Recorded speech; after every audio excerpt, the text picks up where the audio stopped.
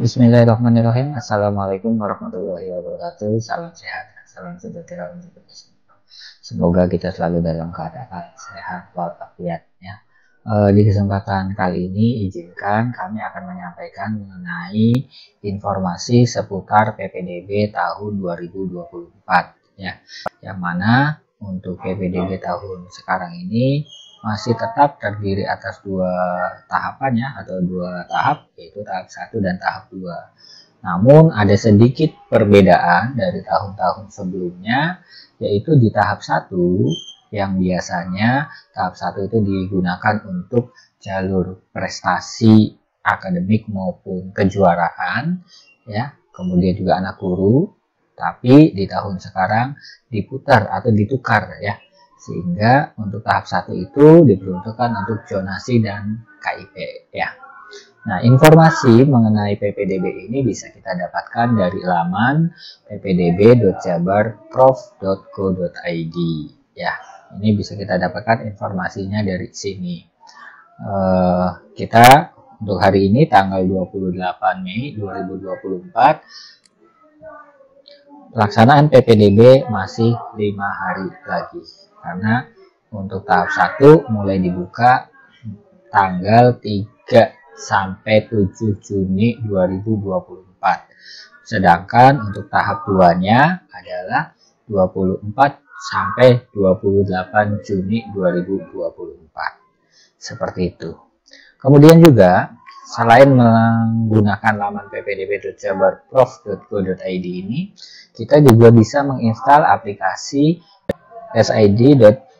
sid/Jabar Super Apps ya. Bisa kita akses dari sini atau bisa dibaca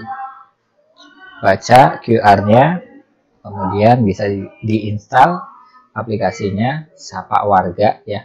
Kemudian silakan daftar terlebih dahulu di aplikasi tersebut. Selanjutnya adalah jalur pada PPDB. Untuk jalurnya ada 4 jalur yang bisa dimanfaatkan siswa. Tidak bisa siswa itu memilih lebih dari 1 kecuali beda tahapan ya.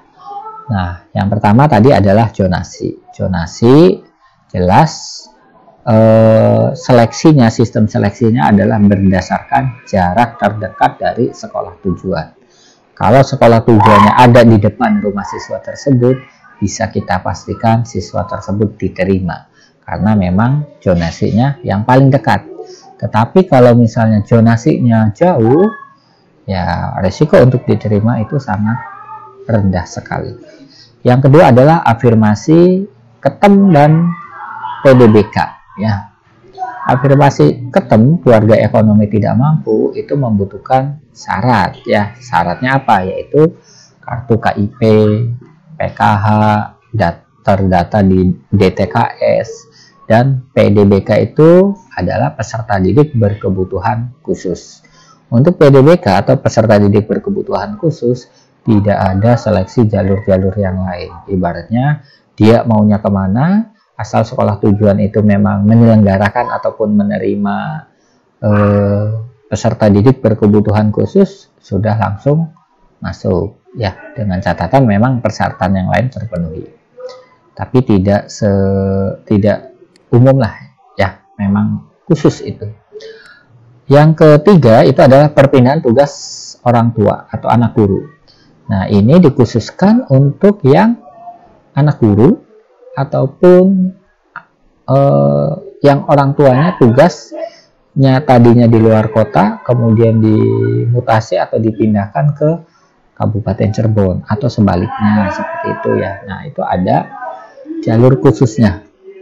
Nah, untuk ini tentunya sesuai dengan jalur yang diminta. Misalnya untuk anak guru, biasanya untuk anak guru itu yang dibutuhkan bisa sertifikat pendidik, kemudian surat yang menyatakan bahwa yang bersangkutan masih aktif mengajar, kemudian yang ketiga biasanya ada jadwal SKBM di sekolah Bapak Ibu tersebut.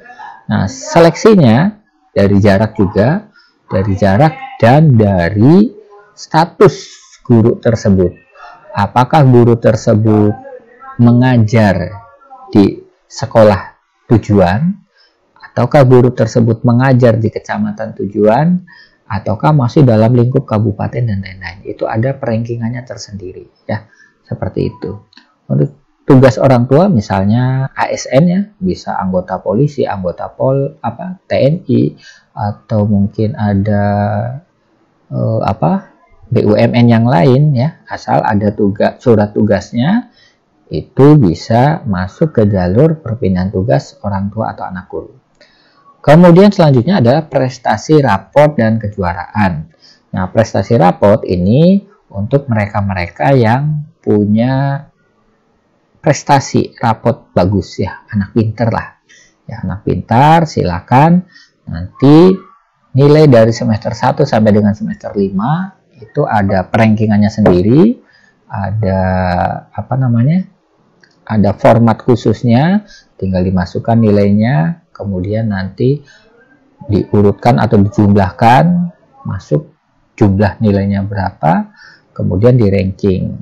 Nah, untuk prestasi raport ini yang jelas adalah nilai raport tertinggi itu adalah urutan yang paling atas, terus sampai dengan nilai yang paling rendah untuk jumlahnya, seperti itu. Untuk kejuaraan biasanya disesuaikan dengan kebutuhan sekolah tujuan juga.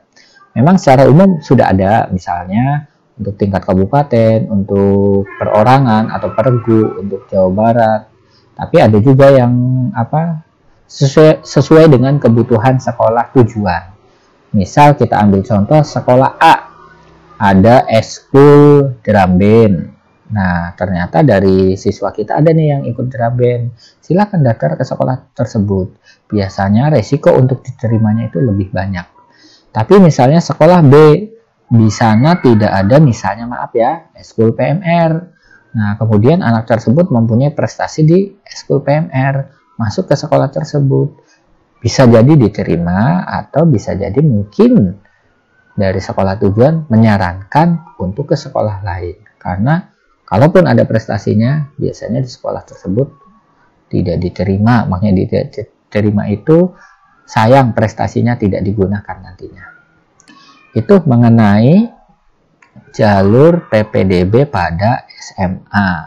Nah, kemudian untuk kuotanya ya dari 100% ini untuk kuota jalur PPDB SMA, zonasi adalah 50%, afirmasinya adalah 15%, afirmasi PDBK ya, peserta didik berkebutuhan khusus itu adalah 5%, perpindahan tugas adalah 5%, dan prestasi raport ataupun kejuaraan itu adalah 25%. Itu untuk prestasinya.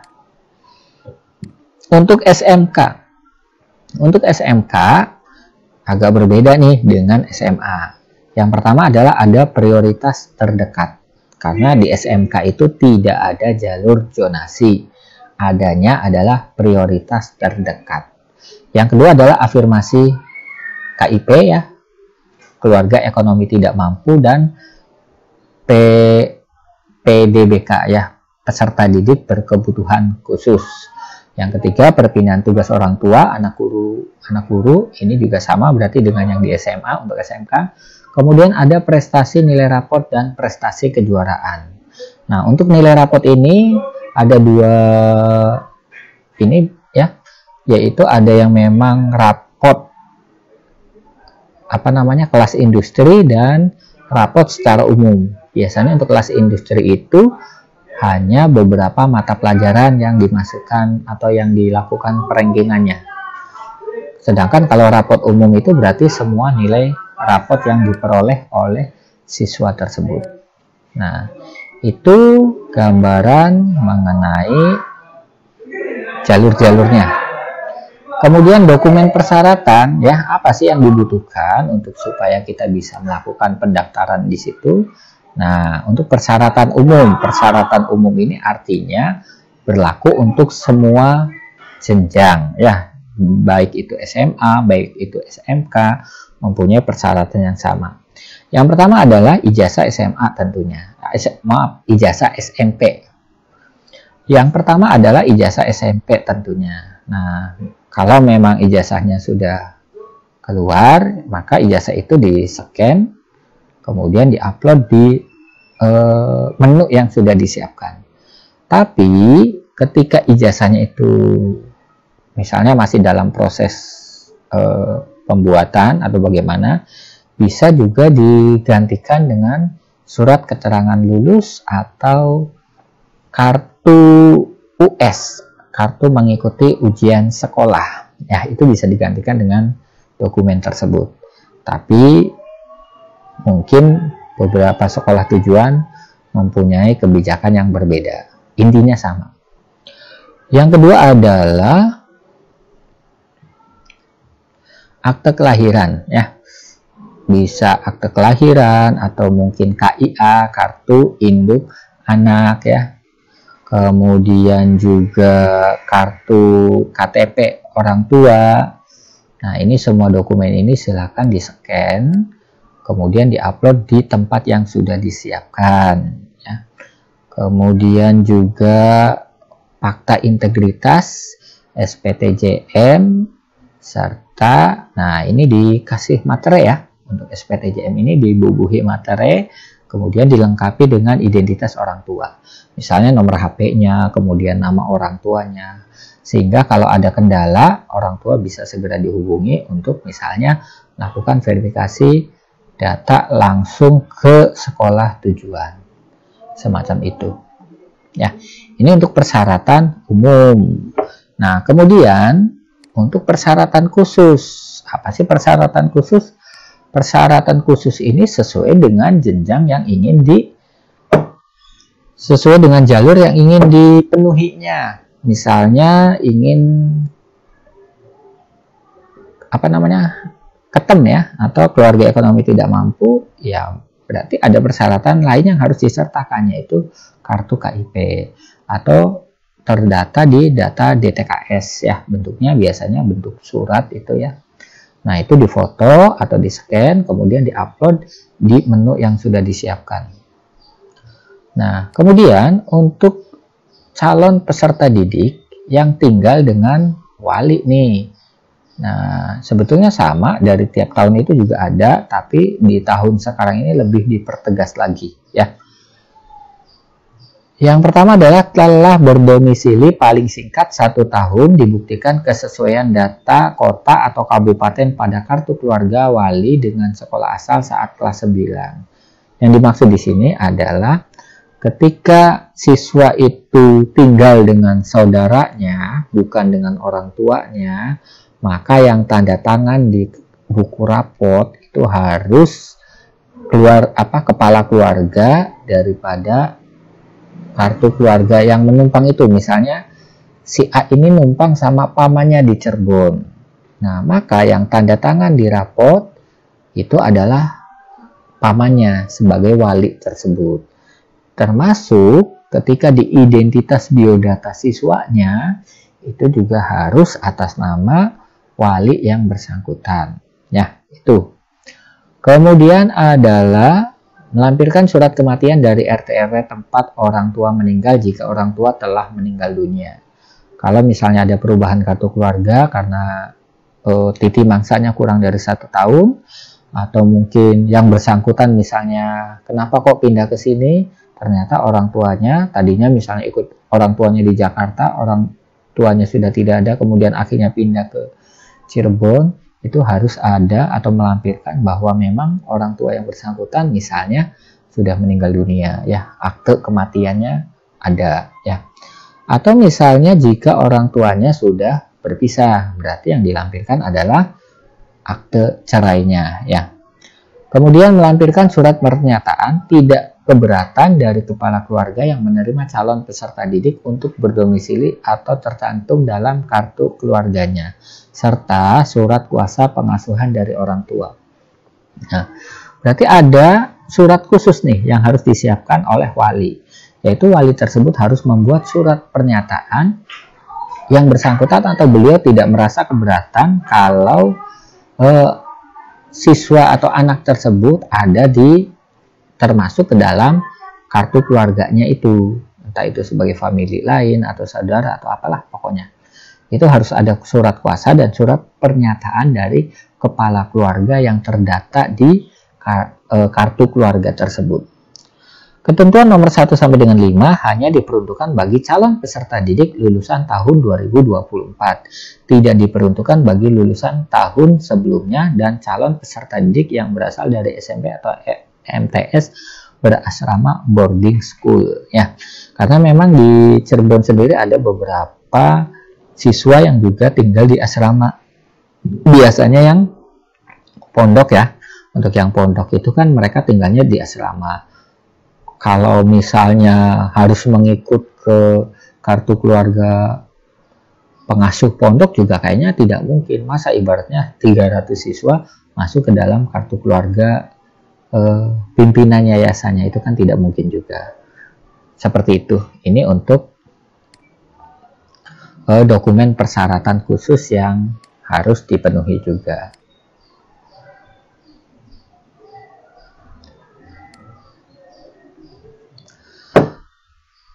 Nah, kemudian ini juga untuk persyaratan calon peserta didik ya, kita coba sampaikan juga. Yang pertama adalah lulus SMP atau bentuk lain yang sederajat, misalnya MTS ataupun paket B sudah ada dinyatakan lulus. Kalau ijazahnya belum keluar, bisa surat keterangan lulus atau bisa juga pernah atau sudah mengikuti ujian sekolahnya. Lulus tahun berjalan dan tahun sebelumnya. Boleh yang lulusan sekarang, boleh juga misalnya karena suatu hal, harusnya tahun kemarin itu sudah mendaftar ke SMA SMK, tapi baru tahun sekarang itu diperbolehkan. Calon peserta didik baru kelas 10, SMA atau SMK memenuhi persyaratan usia maksimal 21 pada tanggal 1 Juli tahun berjalan. 1 Juli 2024, siswa tersebut maksimal usianya adalah 21 tahun, tidak boleh lebih dari itu usianya. Persyaratan usia dikecualikan untuk sekolah dengan kriteria. Nah, ini tidak berlaku untuk beberapa tipe sekolah. Yang pertama adalah penyelenggara atau menyelenggarakan pendidikan khusus atau SLB, sekolah luar biasa. Itu tidak ada ketentuan umurnya sesuai dengan peraturan yang berlaku. Misalnya ada yang umurnya 24 juga masih bisa untuk mendaftar. Menyelenggarakan pendidikan layanan khusus, yaitu untuk daerah bencana. Jadi kalau misalnya seumpama di daerah tersebut terjadi bencana, sehingga harusnya 2 tahun yang lalu yang bersangkutan itu sudah SMA, ternyata baru tahun sekarang di SMA, itu diperbolehkan. Ya, karena ini masuk ke dalam pengecualian ya. Berada di daerah tertinggal, terdepan, dan terluar. Ini untuk saudara-saudara kita yang berada jauh dari lingkungan sekolah. Alhamdulillah, kita harus merasa bersyukur karena berada di lingkungan SMP, SD, SMP, SMA, SMK yang dekat dengan fasilitas akomodasi segala macam yang bisa kita istilahnya ketika kita mau ke kota kemana itu masih bisa dijangkau oleh kita semua ya. Yang ketiga adalah persyaratan usia dibuktikan dengan akte kelahiran atau kartu identitas anak KIA yang dikeluarkan oleh pihak yang berwenang. Memang kita di sini ya di beberapa sekolah hampir masih ada saja siswa kita yang belum mempunyai akte kelahiran ya. Entah karena faktor apa, itu adalah faktor internal keluarga yang bersangkutan. Tapi biasanya ada saja siswa yang belum memiliki akte kelahiran. Solusinya bagaimana? Solusinya sebetulnya bisa menggunakan surat keterangan lahir ya. Tapi kita kembalikan lagi ke sekolah tujuan. Silakan kalau ada persyaratan yang tidak sesuai tapi ada penggantinya dan itu memang valid dan sesuai mempunyai kekuatan hukum juga, silakan diobrolkan dengan sekolah tujuan. Seperti itu. Tahap 1 ada beberapa rangkaian kegiatan yang harus dilalui. Yang pertama adalah tanggal 3 sampai dengan tanggal 7 Juni itu merupakan kegiatan pendaftaran dan verifikasi dokumen PPDB tahap 1 ya. Jadi selama 4 hari ini kegiatan atau aktivitas pendaftaran dilakukan oleh sekolah asal. Dari mulai melengkapi, dari mulai mengupload berkas, kemudian memverifikasi datanya itu dilakukan di tanggal 3 sampai dengan 7 Juni. Nah, pendaftaran bisa dilakukan dari mana saja, tapi tetap ada beberapa sekolah yang menerapkan verifikasinya dilakukan manual atau harus datang ke sekolah tujuan. Itu bisa diobrolkan atau mungkin disampaikan langsung oleh sekolah tujuan biasanya. Tapi ada juga beberapa sekolah yang verifikasi berkas dan lain-lainnya itu dilakukan secara online semuanya. Misalnya sertifikat, yang penting ada upload dan sertifikatnya, kemudian kakak yang penting ada upload dan kakak dan lain-lainnya sudah benar. Ada beberapa sekolah yang sudah langsung melakukan verifikasi. Itu kita kembalikan lagi kepada sekolah tujuan. Kemudian tanggal 3 sampai tanggal 7 juga ini ada masa sanggah verifikasi. Artinya ketika kita merasa bahwa dokumen itu sudah lengkap tapi dinyatakan tidak lolos ya, itu bisa kita lakukan sanggah ya. Kita harus mempunyai dokumen-dokumen lain sebagai penunjang bahwa memang dokumen yang kita sertakan itu valid, asli ya.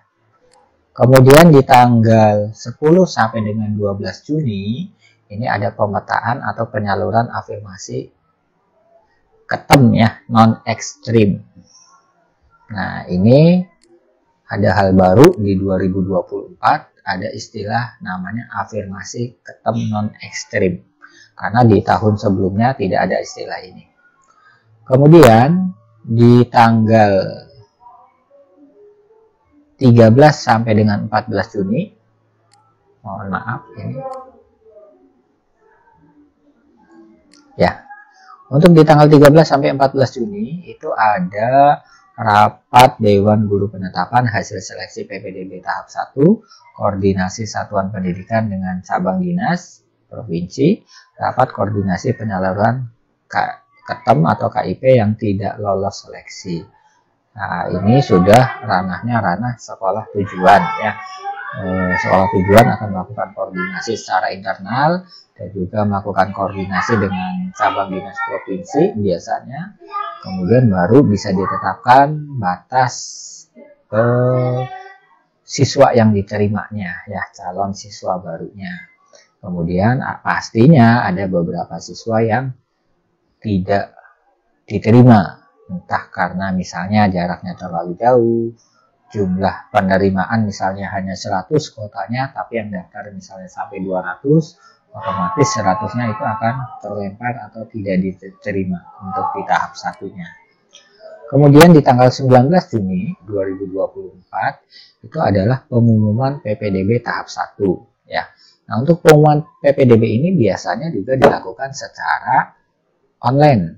Jadi siswa atau pendaftar bisa melakukan cross-check di laman ppdbjabarprof.go.id atau bisa juga dengan login ke akun pendaftarnya masing-masing ya. Tapi biasanya di jam-jam sibuk atau di jam-jam pas pengumuman itu hampir setiap tahun servernya down ya, tidak bisa mengakses, atau ketika diakses oleh banyak orang itu ya pasti saja ada kendala, tapi tidak mengganggu daripada pengumuman tersebut ya, seperti itu. Kemudian di hari berikutnya yaitu tanggal 20 dan 21, 2 hari. Nah, itu biasanya sudah langsung kegiatan daftar ulang PPDB tahap 1. Jadi memang untuk siswa yang masuk di tahap 1 dan dinyatakan lolos ya, itu harus sudah melakukan verifikasi daftar ulang di tanggal 20 sampai 21 ini. Ada juga beberapa sekolah yang pendaftaran atau daftar ulangnya dilakukan di satu hari kan, misalnya di tanggal 20-nya. Ini sekali lagi kembali ke sekolah tujuan masing-masing. Memang kalau dari jadwal sih 2 hari, tapi biasanya sekolah itu menerapkan hanya 1 hari misalnya. Seperti itu. Nah, itu adalah informasi mengenai jadwal PPDB tahap 1. Sekiranya gambaran ini bisa sedikit lebih memberikan pencerahan. Yang kedua adalah kuotanya. Untuk kuotanya, untuk PPDB tahap 1, seperti yang di awal sudah kita sampaikan, bahwa untuk tahap 1 ini ada zonasi dan ada afirmasi ketem, ya, keluarga ekonomi tidak mampu atau KIP, ya. Untuk zonasi, kuotanya adalah 50% dari kuota yang diajukan oleh sekolah tujuan. Kita ambil contoh misalnya sekolah tujuan menerima siswa barunya adalah 300. Maka 50%-nya adalah 150. 150 itu nanti akan masuk atau mengisi daripada zonasi tersebut. Yang harus disiapkan, yang pertama adalah untuk bisa terdaftar atau lolos di tahap zonasi ini. Yang pertama adalah dokumen KK atau kartu keluarga minimal 1 tahun. Jadi titik mangsanya itu minimal 1 tahun dari sebelum pelaksanaan PPDB tersebut. Nah, bagaimana kalau misalnya ada kartu keluarga yang titik mangsanya kurang dari 1 tahun?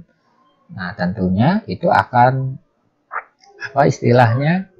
akan ada perlakuan khusus, dalam arti kalau diurutkan mungkin urutannya adalah lebih ke bawah daripada mereka pendaftar yang kartu keluarganya lebih dari 1 tahun, seperti itu.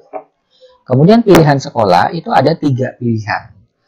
Ada 2 negeri dan 1 swasta dalam zonasi yang memang sudah ditentukan, ya. Dalam zona yang sudah ditentukan. Misalnya sekolah negeri, misalnya pilihan satunya itu adalah di Kabupaten Cirebon, maka pilihan 2-nya juga harus di Kabupaten Cirebon lagi. Seperti itu. Nah, untuk pilihan sekolah ini kita kembalikan lagi kepada pendaftar atau siswa dan orang tua. Sekolah tentunya hanya mampu memberikan saran. Misalnya, ketika siswa mendaftar di pilihan satunya SMA 1 Gegesik, pilihan 2 misalnya SMA 1 Ardianangun. Tapi kita kembalikan lagi kepada orang tua sama siswanya. Apakah mau pilihannya seperti itu? Karena ketika yang bersangkutan mau, anggaplah di SMA 1 Gegesik tidak diterima, maka yang bersangkutan akan masuk di SMA 1 Ardianangun. Atau dua-duanya tidak diterima. Seperti itu. Makanya sebagai orang tua dan sebagai siswa, dan mungkin juga dengan beberapa bantuan dari wali kelas dan guru BK, ya, itu pasti memberikan saran yang bagaimana supaya anak tersebut bisa masuk sesuai dengan pilihannya, tapi sesuai dengan ya tahap-tahap yang sudah ditentukan itu. Kemudian dasar seleksinya adalah jarak terdekat, umur lebih tua. Ya, jelas karena namanya juga zonasi, maka yang jadi patokannya kalau kakaknya itu sudah memenuhi syarat, maka adalah jaraknya. Yang kedua, untuk tahap 1 itu adalah afirmasi ketem, ya, keluarga ekonomi tidak mampu. Nah, afirmasi ketem ini lumayan sangat banyak juga, yaitu 15% dari kuota yang ada, ya. Nah, yang dibutuhkan ya pertama adalah dokumen KK, kartu keluarga minimal 1 tahun. Yang kedua adalah KIP, kartu Indonesia Pintar, terdaftar di Dapodik. Jadi di data Dapodiknya itu harus tercatat. Kemudian ada kartu kemiskinan yang terdaftar pada DTKS, ya.